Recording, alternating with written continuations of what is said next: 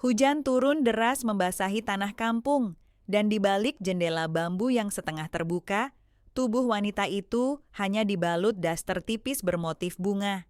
Dari celah-celah kayu, mata Gino yang masih basah oleh peluh latihan sepak bola tak sengaja menangkap siluetnya. Sejak hari itu, takdirnya berubah. Ia bukan lagi sekadar remaja 19 tahun dari Surabaya yang sedang liburan ke desa. Ia menjadi pria muda yang merasakan gelora pertama dari cinta yang tak seharusnya. Gino, pemuda 19 tahun dari Surabaya. Kulitnya sawo matang, rambutnya agak gondrong, dan badannya kekar karena aktif bermain futsal dan gym. Gino datang ke kampung ayahnya untuk liburan pasca kelulusan SMA, sebelum masuk kuliah. Lugu tapi penasaran, polos tapi berani kalau sudah terpojok. Tante Sari, wanita berusia 36 tahun, janda tanpa anak yang tinggal di rumah sebelah, tempat Gino menginap. Wajahnya ayu khas wanita Jawa, tubuhnya semampai, dan matanya menyimpan luka masa lalu. Ia dianggap tante kampung, tapi sesungguhnya punya pesona yang tak dimiliki wanita kota. Bu Mimin, tetangga bawel yang suka mengintip dan ngomel soal moral. Dia curiga terhadap siapa saja yang terlalu dekat dengan Tante Sari. Hari itu, Gino sedang menggiring bola di lapangan tanah merah dekat rumah kakeknya. Bajunya basah, bukan hanya karena hujan, tapi juga karena peluh dari panas yang mengendap sejak siang. Waktu ia masuk ke halaman rumah, sebuah suara lembut menghentikannya. "Gino, kamu kehujanan? Sini dulu, Tante bikinin teh panas." Ia menoleh. Di teras rumah sebelah, berdiri seorang wanita yang senyumnya menggoda sekaligus menyimpan kesepian. Daster yang ia kenakan menempel di tubuh karena lembab, membentuk siluet yang tak bisa Gino abaikan. Ia menelan ludah, lalu mengangguk pelan. "Tante Sari, makasih ya." Malam itu, Gino duduk di ruang tamu kecil rumah kayu. Dindingnya dipenuhi aroma kayu tua dan minyak telon. Tante Sari menyodorkan teh panas dan duduk di seberangnya. Mata mereka bertemu, suasana sunyi. Cuma suara jangkrik dan detak jantung yang terasa makin cepat. "Di Surabaya kamu punya pacar?" tanya Tante Sari sambil menyisir rambut panjangnya dengan jari-jari lentik. Belum, belum nemu yang cocok, Tante." Anak kota tapi polos juga ya."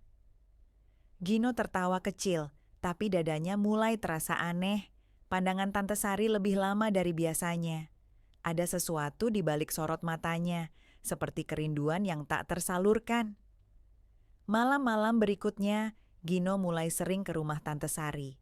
Kadang bantuin ngangkat galon, kadang cuma nemenin ngobrol.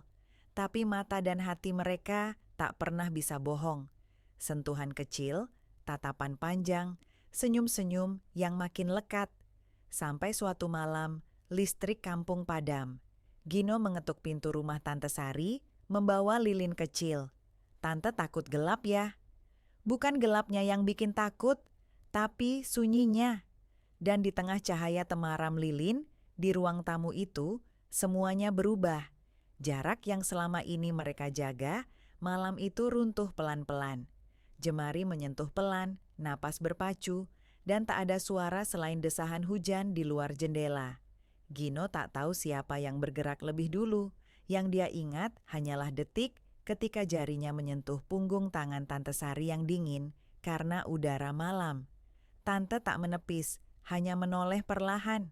Mata mereka bertemu lagi, tapi kali ini tak ada lagi penghalang. Tidak logika, tidak usia, tidak status. Lilin bergoyang pelan di atas meja kecil, menciptakan bayangan yang menari di dinding. Nafas Tante Sari terdengar berat, seperti mencoba menahan sesuatu yang lama terkunci. "Gino," suaranya lirih, hampir seperti bisikan. "Kenapa, Tante?" Gino membalas pelan, menatap lekat wajah di depannya. "Kamu masih muda." Gino tak menjawab. Dia hanya mendekat perlahan, takut kalau bergerak terlalu cepat, semua ini akan hilang seperti mimpi. Tangannya kini menyentuh pipi Tante Sari, lembut, penuh ragu. Tapi begitu ia rasakan pipi itu tak menjauh, dia tahu tak ada lagi kata mundur. Bibir mereka bertemu, pertama dengan hati-hati, lalu semakin dalam, penuh rasa. Bukan ciuman remaja yang lugu, tapi juga bukan ciuman wanita yang mencari hiburan. Ini adalah ciuman dua jiwa yang sama-sama kesepian. Tante Sari memeluknya erat. Di pelukannya, Gino merasa seperti pria seutuhnya. Tidak seperti anak muda yang baru lulus SMA, tapi seseorang yang diinginkan, dicari, dibutuhkan. Malam itu mereka tenggelam dalam ruang yang tak mengenal waktu. Tubuh Gino dan Tante Sari menyatu dalam diam. Tak ada kata cinta, tapi detak jantung mereka berbicara lebih jujur dari semua puisi. Di luar, hujan telah reda, tapi di dalam rumah kayu itu, badai justru baru dimulai. Karena esok hari, matahari akan kembali menyinari kampung yang kecil dan penuh mulut tajam. Dan cinta mereka, kalau bisa disebut cinta, harus bersembunyi di balik pintu dan tatapan pura-pura tak saling kenal. Pagi harinya, Gino terbangun di atas tikar rotan. Tante Sari masih tidur, rambutnya mengembang seperti bunga yang baru mekar. Ia menatap wanita itu lama, menelan realita. Pintu depan diketuk 3 kali. "Bu Sari, Gino belum balik ke rumah kakeknya loh. Tadi Bu Mimin nanya-nanya." Tubuh Tante Sari langsung menegang, matanya terbuka. Gino berdiri cepat, mengambil bajunya. "Kita ketahuan?" "Belum, tapi bisa aja." Tante berdiri dan menggenggam tangan Gino.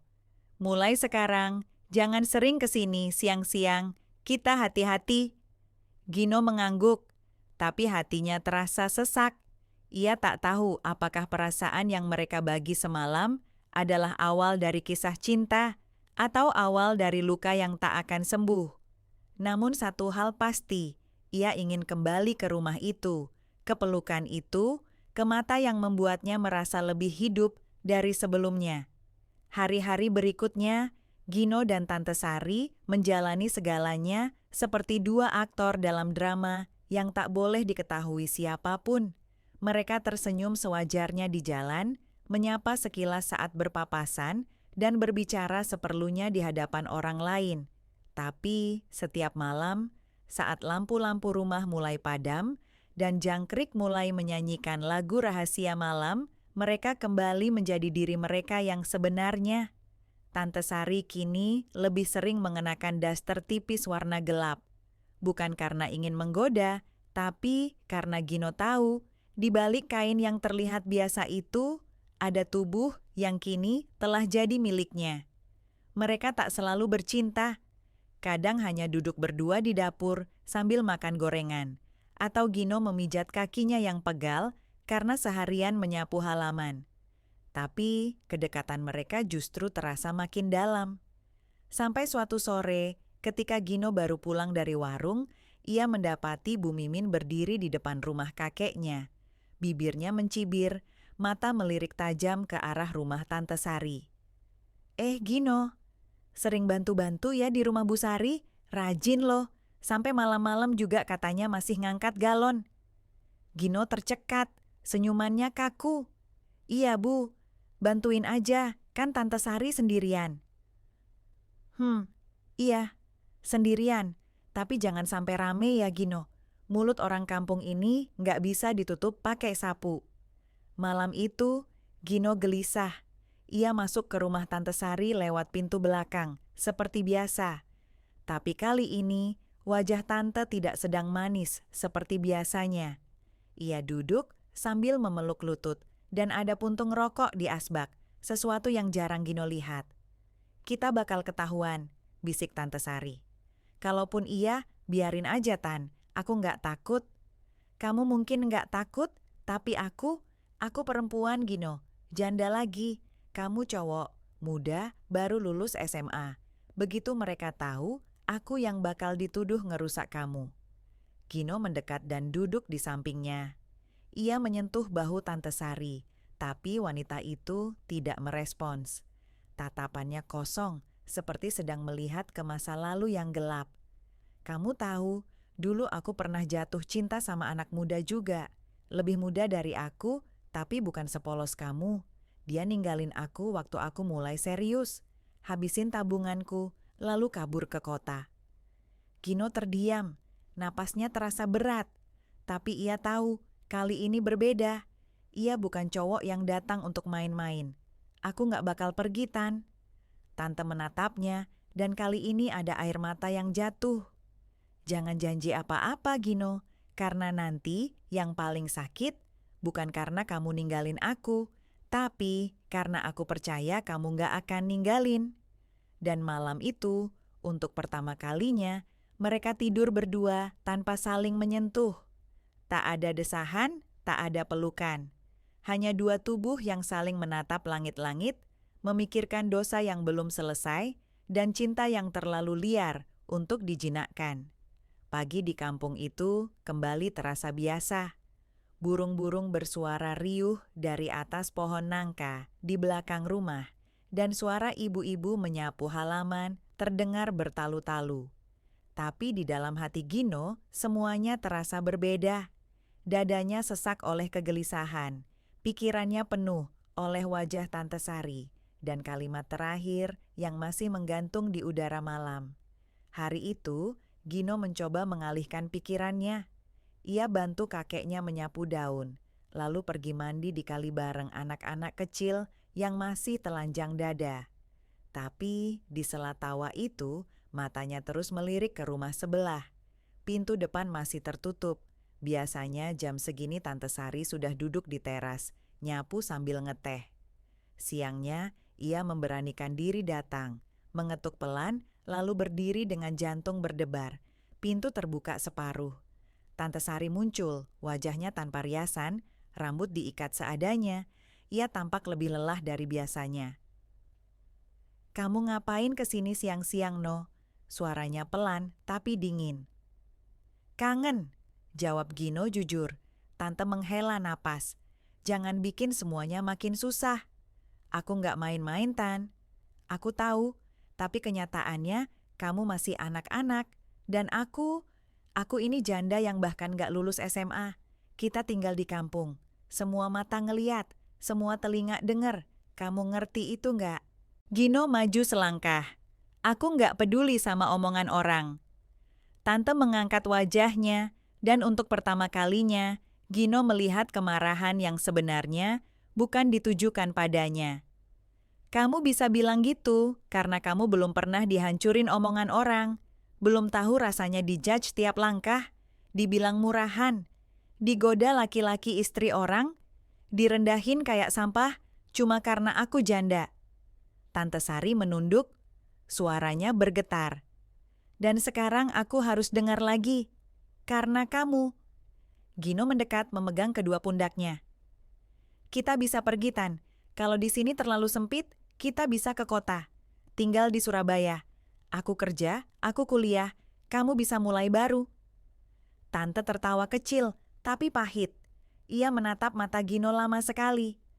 "Kamu romantis, Gino, tapi kamu belum tahu hidup. Kamu belum pernah lapar, belum pernah mikir besok makan apa." Tiba-tiba suara dari luar memecah keheningan. "Bu Sari, Gino, hei, kalian di dalam ya?" Itu suara Bu Mimin. Tubuh Tante Sari langsung menegang. Ia mendorong Gino masuk ke dapur, panik.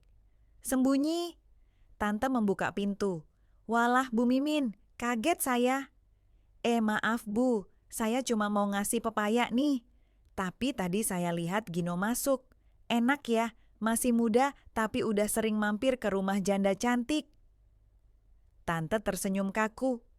"Cuma bantuin angkat barang kemarin-kemarin. Gak ada apa-apa, Bu." Tapi senyum Bu Mimin tak berubah. Ia menatap tajam. "Orang kampung mah matanya tajam, Bu Sari. Hati-hati ya, jangan sampai nanti ada yang baper, ada yang repot." Setelah suara langkah menjauh, Gino keluar dari dapur. Wajahnya merah, bukan karena takut, tapi marah. Tante harus tahan kayak gitu tiap hari, setiap hari. Malam itu, mereka tak bercinta, mereka tak bersentuhan, tapi luka mereka mulai menyatu. Dua jiwa yang mulai sadar, Cinta ini tak hanya melawan norma, tapi juga melawan kenyataan. Hari berganti minggu, dan hubungan Gino dengan Tante Sari semakin dalam, tapi juga semakin berbahaya. Mereka tak lagi hanya bermain di malam hari. Kadang Gino datang saat sore, pura-pura bantuin betulin genteng, atau bawa pepaya dari kebun. Sekali waktu mereka bahkan duduk berdua di tepi sawah, tangan mereka bersentuhan di balik rimbunnya ilalang. Tapi selalu, tiap tawa, tiap pelukan, dibayangi rasa was-was. Sampai akhirnya, sore itu datang. Gino baru saja keluar dari rumah Tante Sari dengan baju agak kusut dan rambut acak-acakan. Ia tak sadar, dari balik jendela rumah Bu Mimin ada sepasang mata yang memperhatikan dengan tatapan curiga dan mulut yang siap menyebarkan petaka. Besok paginya, suasana kampung berubah. Ibu-ibu di warung berbisik sambil berpura-pura memilih cabai. Bapak-bapak yang biasanya ramah, kini cuma mengangguk sekilas. Bahkan kakek Gino yang biasanya santai, mulai memperhatikan cucunya dengan pandangan aneh. Gino tahu, angin gosip sudah mulai berhembus. Saat malam tiba, ia masuk lewat belakang seperti biasa. Tapi kali ini, Tante Sari langsung menariknya ke dalam dapur dengan wajah tegang. "Aku dengar dari Bu Umi, katanya kamu kelihatan keluar dari rumahku kemarin sore. Rambutmu acak-acakan. Sekarang semua orang ngomongin kita." "Aku nggak peduli, Tan. Sumpah." "Aku yang peduli," suara Tante Sari meninggi. "Kamu bisa balik ke kota, kuliah, hidup enak. Aku harus tetap di sini, hadapin tatapan mereka tiap hari." Gino mendekat, suaranya bergetar. "Aku nggak akan ninggalin kamu. Aku cinta, Tan, serius." Tante Sari memalingkan wajah. Ada air mata jatuh pelan di pipinya. Ia ingin percaya, tapi terlalu banyak luka yang belum sembuh. "Kamu cinta? Cinta nggak cukup buat bikin mulut orang diam, Gino.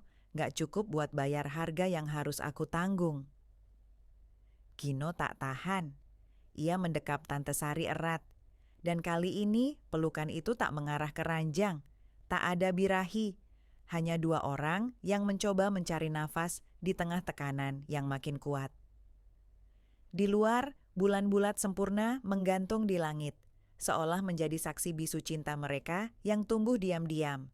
Tapi di balik dinding, di antara bisikan-bisikan warga, badai sedang menunggu untuk menghantam. Beberapa hari setelah kabar itu menyebar, suasana kampung semakin panas. Mata-mata tak lagi sekadar melirik. Mereka mulai terang-terangan membicarakan Gino dan Tante Sari.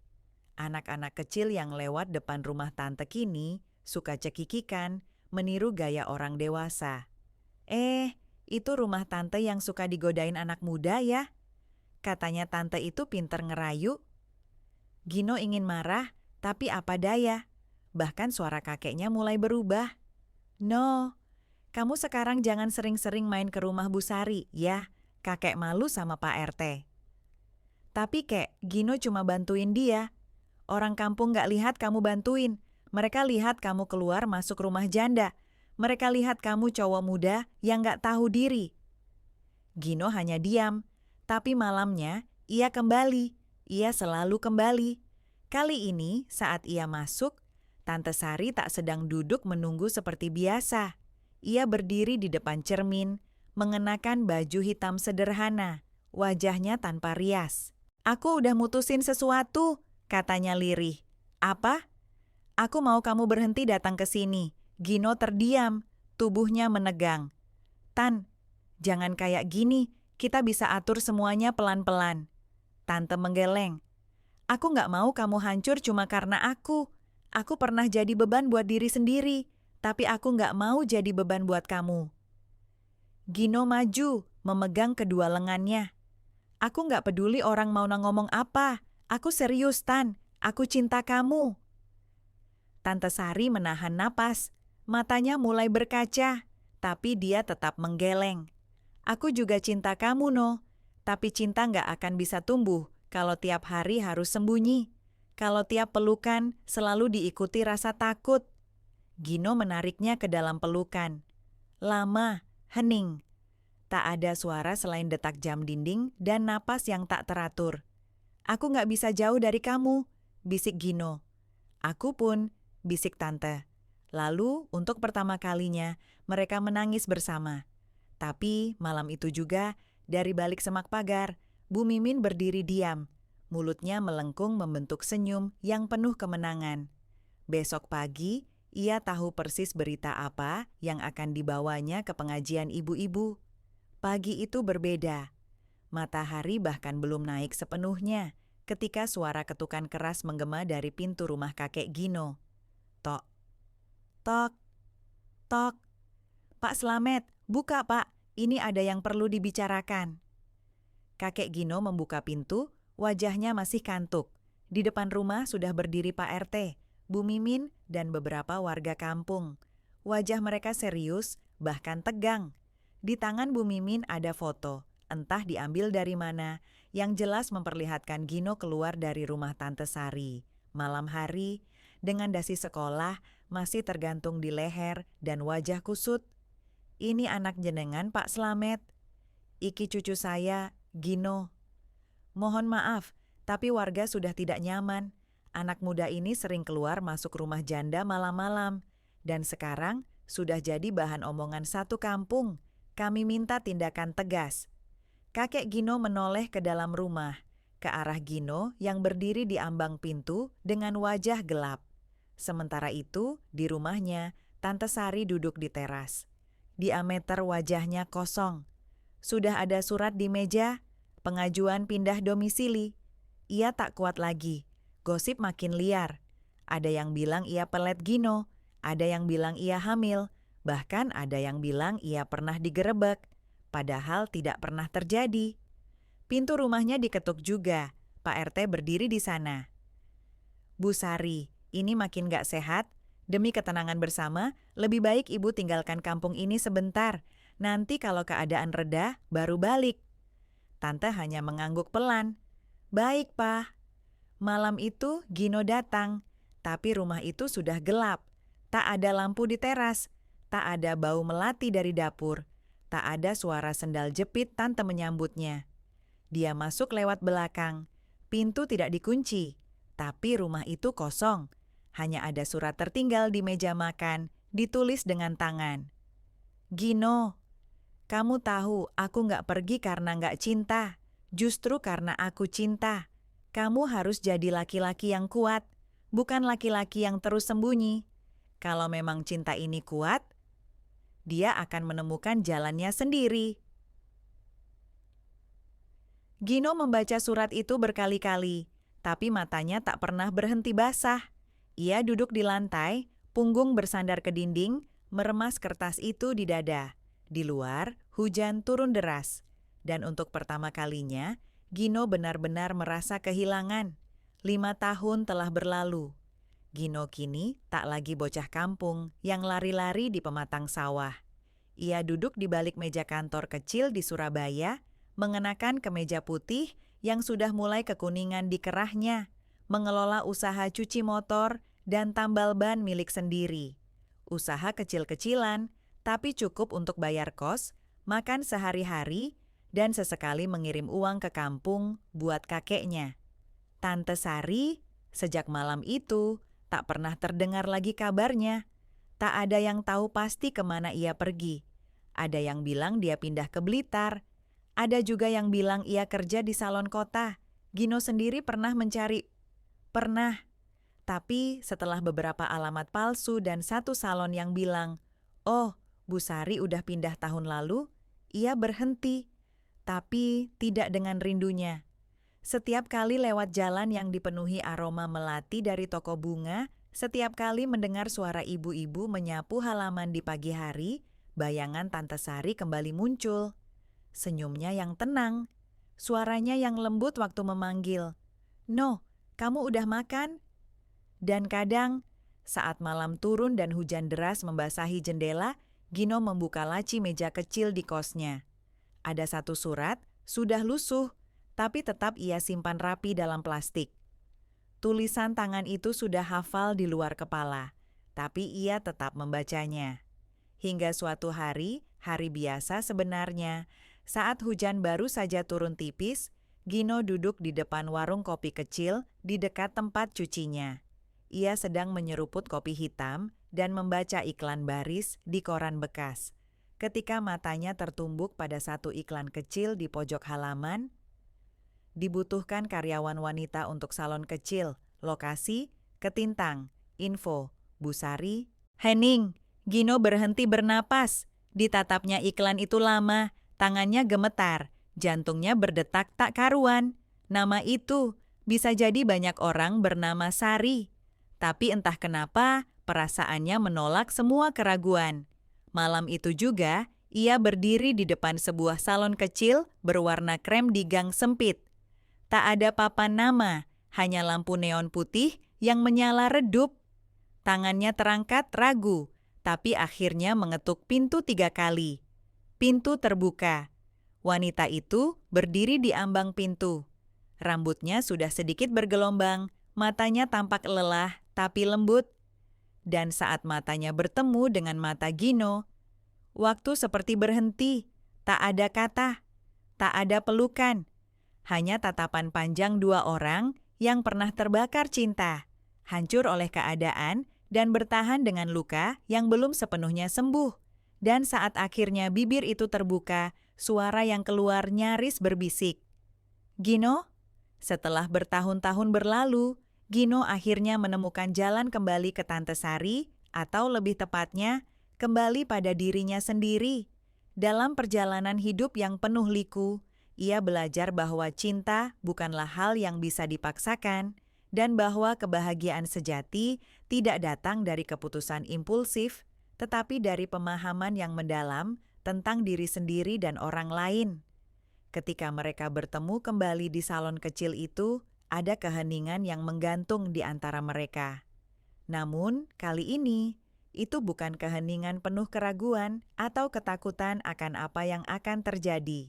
Itu adalah keheningan yang penuh dengan penyesalan yang sudah disembuhkan, kesalahan yang telah diterima, dan pemahaman yang lebih dalam akan perasaan satu sama lain.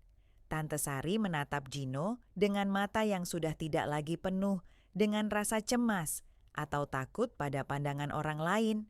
Ia tahu bahwa hidupnya kini berbeda. Setelah meninggalkan kampung, ia menemukan kedamaian di dalam dirinya. Belajar untuk mencintai dirinya sendiri terlebih dahulu sebelum bisa mencintai orang lain dengan sehat. Gino, di sisi lain, telah banyak berubah.